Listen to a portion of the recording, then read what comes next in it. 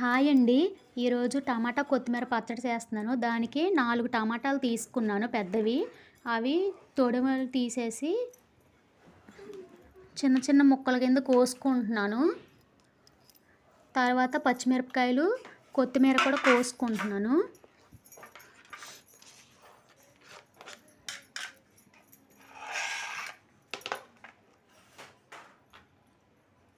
టమాటాలు కోసి పక్కన పెట్టేసుకున్నాను. ఇప్పుడు పచ్చిమిరపకాయలు కోసుకున్నాను.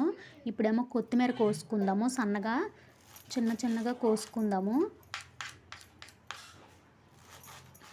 కోసేసుకొని వాటర్లో వేసుకొని వాష్ చేసుకుందాము. బాగా వాష్ చేసేసుకుంటున్నాను కొత్తిమీర వాటర్లో. ఇప్పుడు పొయ్యి వెలిగించుకొని కళాయి పెట్టుకున్నాను. దాంట్లోకి ఆయిల్ పోసుకుందాము.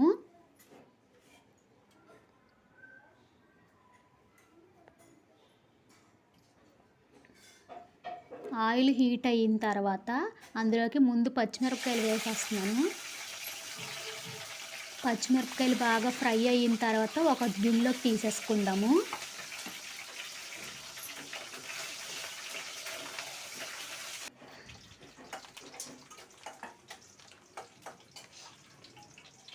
పచ్చిమిరపకాయలు ఒక గిన్నెలోకి తీసేసుకుంటున్నాను.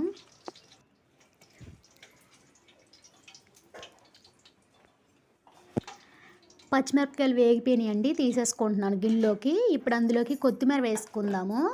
కొత్తిమీర కూడా బాగా ఫ్రై చేసుకొని తీసుకుందాము గిన్నెలోకి.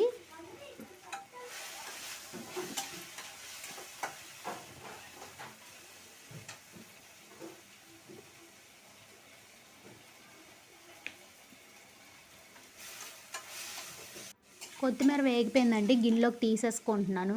ఇప్పుడు అందులోకి టమాటా ముక్కలు వేసుకుందాము. టమాటాలు వేసిన తర్వాత అందులోకి సరిపడగా ఉప్పు, సరిపడగా చింతపండు వేసుకొని ఫ్రై చేసుకుందాము. దగ్గరికి గుజ్జులాగా రావాలి.